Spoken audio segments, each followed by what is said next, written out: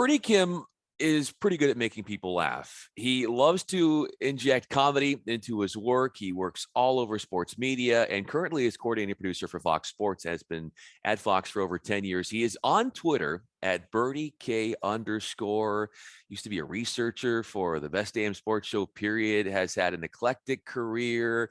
And he's also a pretty good musician. I don't know if you give himself enough credit for that, but he is pretty good. So we're going to talk about his life, talk about what makes him inspirational, and perhaps have a couple laughs along the way. I'm Bryan Fenley, a national anchor at Fox Sports Radio, and I'm on Twitter at Bryan Fenley. So, Bernie, I know you're a funny guy, and I've listened to a lot of your work. My first question for you is, how often does your wife laugh at your jokes? She's a very easy audience. Okay, I can't lie. So and very supportive. So she laughs all the time. But I will say, had a very fun moment. I have a 2-year-old kid, and he's learning to talk. And out of nowhere, he started laughing the other day, and he said, "Daddy, funny." And so that was pretty. That made my whole year. So that was pretty good. That's the ultimate validation for you. That's all Absolutely. you needed to know, that what you're doing is correct. Why do you love to and have so much fun with what you do? And I know you've done skits with Fox and everything, but so much a part of you is comedy and being funny, being lighthearted. Where did that come from for you? Yeah, I just think just growing up, the best way for me to fit in was to entertain people and try to put a smile on their face. And that kind of is at my core. You mentioned kind of playing music. I've been playing music for a while as well on the side, just as a hobby. Just really enjoy being on stage, entertaining people, making them laugh, and injecting, just a little humor into their life, lightheartedness, just trying not to take things too seriously, And then as I was coming out of college, wanted to work in sports, I was like, well, I think I'd want to work in more of a lighthearted side of sports. And then that's when Best Damn Sports Show was on. When I was coming out of college, I was like, man, that seems like a place I'd like to work. So, it just kind of all morphed together. And then being at Fox, one of our brand pillars is entertainment, sugarcoat the information pill, right? So it all just kind of flowed naturally. And I just think if you're sometimes the X's and O's can get a little dry and just talking about third downs and what pitch to throw, what inning, it can get a little dry. So it's always good to interject a little laughter. Bernie Kim is with us. I'm Bryan Fenley. I want to get to your Best Damn Sports Show period stuff, but I wanted to go back to on the topic of comedy for just another moment here. When in your career, Bernie, can you look back and laugh at yourself? Oh, well, I mean, if you can say in the good way, you try so many different things, and some of the things work and some things don't. Can I laugh at myself? I like to think I can do it all the time, just because if you work and try to make people laugh all the time, you're just not going to do it all the time. It just doesn't work. So you just have to have a sense of humor. Man, we swung at this and it didn't work, or maybe you do something and it does work. And you just have, when you say laugh at yourself, it's just, you can't, you really try hard not to take it too seriously, but then, I don't consider myself like a true Hollywood comedy writer or anything like that. I'm able to take sports stuff and see the humor in it, but I've seen some true Hollywood long-term guys, and they're grizzled, and, it just gets so hard to, the whole make me laugh thing round the clock is just really, really difficult to do. And especially in television, where it's like you do something great one week, and then the next week it's like, well, what do you got next week? And you just got to keep that cycle going and going and going. So if you can't laugh at yourself pretty much all the time, then, it's going to burn you out and chew you up pretty quick. And the Best Damn Sports Show is an intersection between comedy and sports. How formative were those early days for you, and what you've been able to do with your career now? Oh, it's awesome. I mean, I know you've had on your show plenty of people that have come through that show. Yeah, Laura Marcus for one, and so many others. Laura and Bill Wagner and Steve Becker, and yes. you have all these people. And I don't know, if you look around the sports media landscape right now, the number of people that have come through that show, both on and off air, it's insane. And so you just learn from these great producers of how to, how to talk about things. It's easy when you wake up and you're doing a daily show. You're like, all right, what are we talking about? And then you just caught up in the minutia of stuff. And here's an example. I remember thinking like it was just one of those dog days of summer, and it's like, what are we going to lead the show with? And it's like, I don't know. I guess somebody made a bad managerial decision in the 8th inning, and that led to 3 runs coming in, and the Dodgers lost the game. And then you come to that in the morning meeting because that's what you think as a sports fan. And then ultimately, the executive producer goes, you know what? We're going to lead with Sausage Gate, and who was it? Simon on the Pirates hits the sausage on a Milwaukee race, and the sausage falls down. And it's like, that's what we're leading the show with. And I'm like, well, that doesn't really have anything to do with anything, but I guess it's more fun to talk about. So, it's just like things like that I've learned to like, you got to step back and see the bigger picture, and then, know when to be entertaining and when not to be entertaining. And man, that show, I don't know if I'm doing a great job answering this question, but I learned so much on that show, from how to infuse the entertainment and then the serious side of sports as well. How did that show get it right, which led to so many copycatters afterwards? I think for one, lightheartedness, right? It was a show that knew how to make fun of itself. It was a show that the talent all got along really well. All the really great shows, are relationship shows, right? So if the talent get along really well, it shows on screen. And then, just lighthearted. I think my favorite shows are the ones that are able to be self-deprecating and don't take themselves too seriously all the time, and especially in sports. I mean, it was definitely, it was important back then. It's even more important now. There's way more important things going on in the world than, the sports world. But if we're talking about and we're entertaining people, we just need to have that right mindset that, hey, let's it's not the most important thing in the world. I would attest that one of the most important things in the world is something you don't give yourself enough credit for, is how good your golf game is. And so horrible. So I saw, so you were at Pebble recently. Yeah. And you played 7, the short par 3 downhill, which is, man, you only need like a pitching wedge, if anything. Yeah. You parred. Yep. You parred, and you parred 18. Yep. And I parred 4. I didn't put that in my post, but I did par 4 as well. Now, my question for you is, with those 3 holes, how many mulligans did you use? 0. I had 0 mulligans all day. I tell you what, I had not a horrible day off the tee. I had not a horrible day with my irons, but I don't. Have you ever played Pebble before? Yes. Yeah.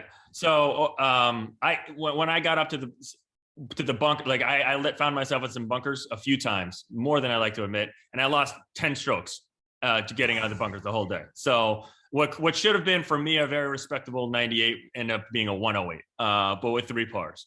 Just because I couldn't, I was clueless in the bunkers. I'll tell you, it was brutal for me. I'm just so bad in the bunkers. Yeah, Bernie, it sounds like me. I would have a couple pars and then a couple snowbands and a couple number 10s on a hole, but we won't get into those. We'll talk about those achievements. One of the achievements that you did is you worked a lot with Fox and its coverage in golf.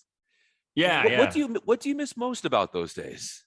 It was, by the end, I was stage producing with the post-game interviews. It started off with for the smaller events, Holly Saunders would do it, so I would work side by side with her. And then by the end, for the US Open, I was working with Joe Klatt, and we would work through questions for the best golfer. Like, they're playing, the last event we did was Pebble Beach at the US Open 2019 when Gary Woodland won.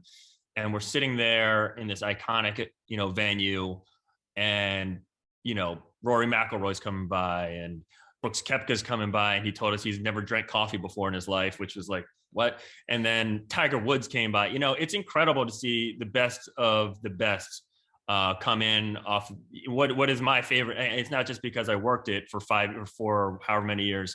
It's just, I think the US Open is the greatest golf, championship there is. It's just such a cool tournament. And just to have the best of the best. I'm such a hack. I'm so proud of my par on 18, and these guys are just ripping, their second shots onto the green and for eagles and birdies. And it's just really cool to see the best of the best come in and how they handle themselves.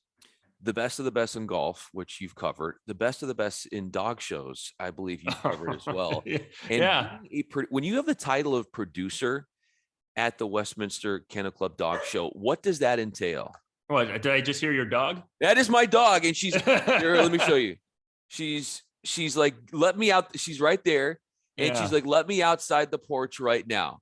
So amazing. as you think about what you're gonna say, this is amazing. I'm sure everybody. This is a great segue. That's a great segue. Show. I promise I didn't stage this.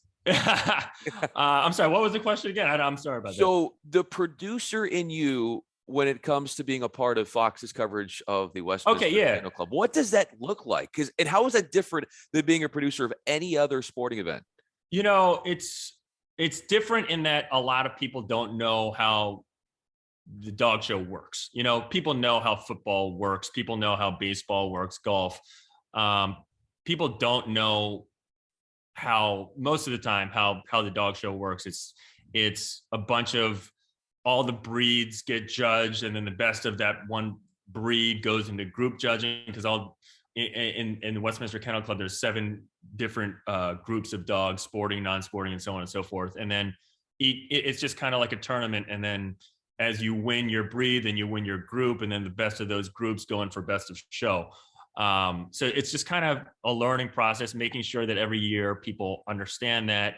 But then again, it's just dogs as well. That's downplaying it a lot, but I mean, when you're putting dogs on camera, like as you just did, it's pretty great to just put a dog on camera. They're cute. They have so much personality. They look great.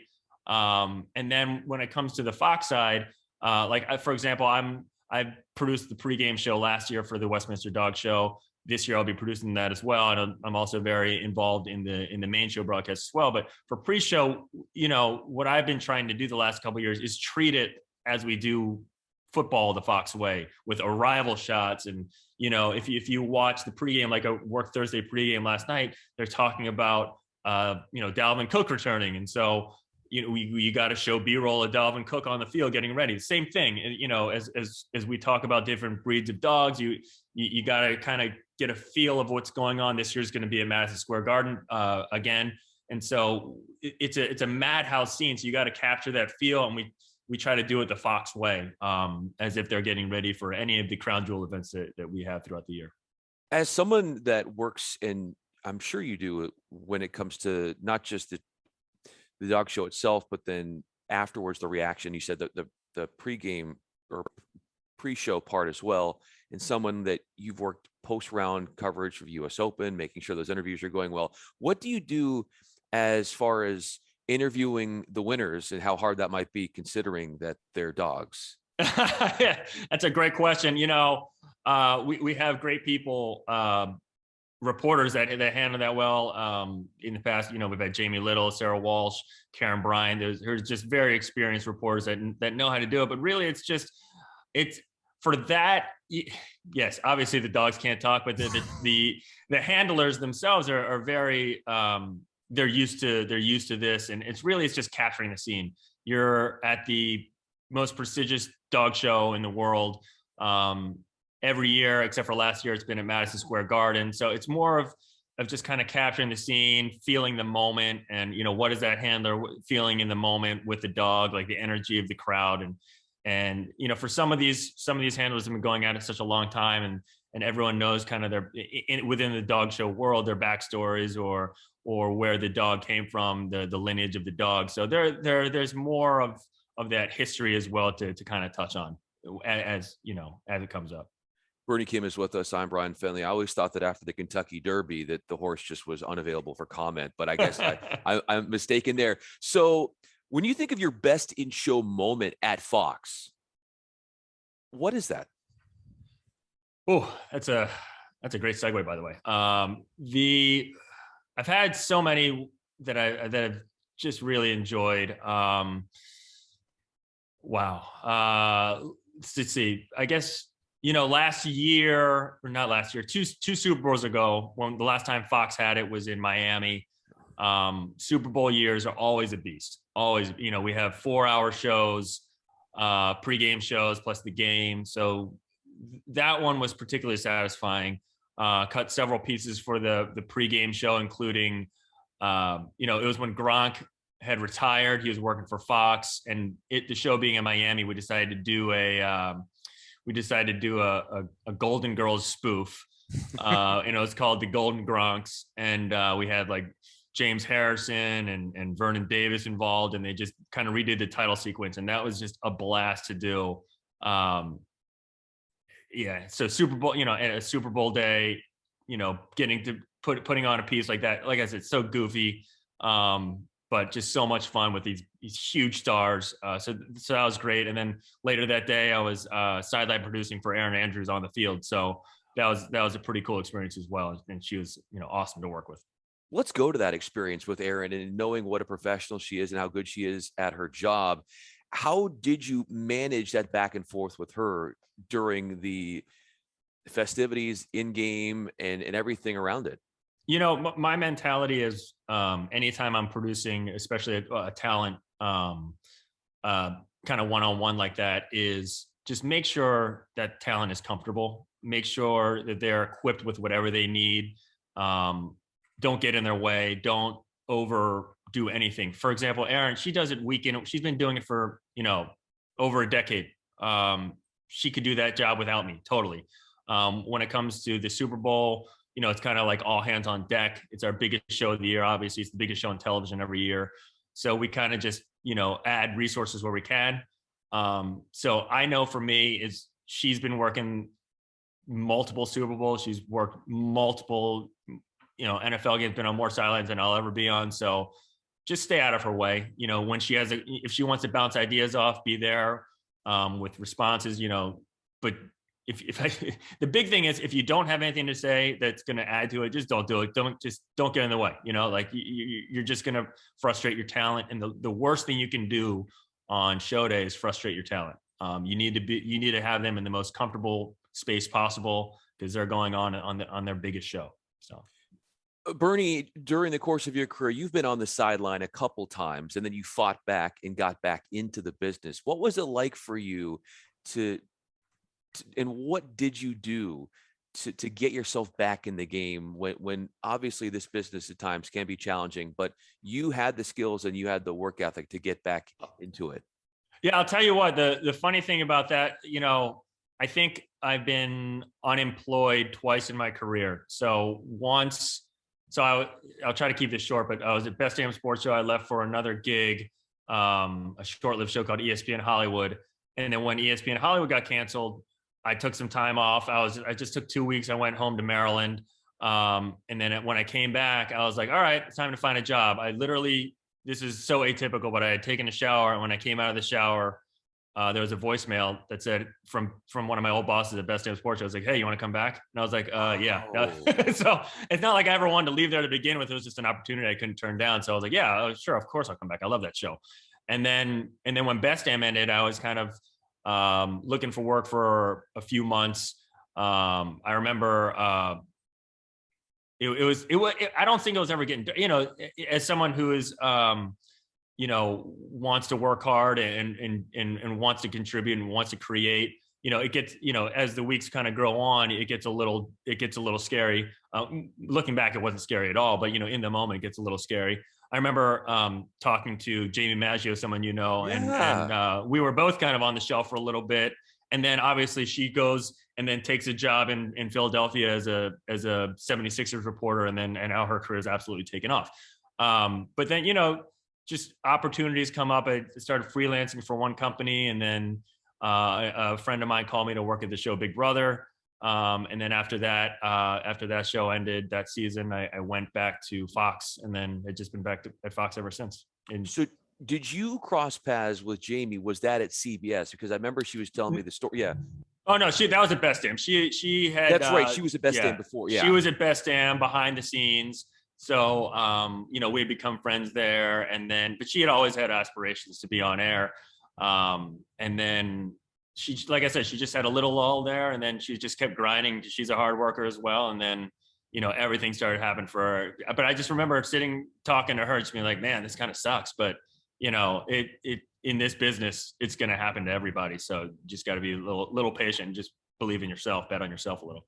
When Jaime was at Best Damn, what was a clue that she gave that you knew that one day she was going to make it big time?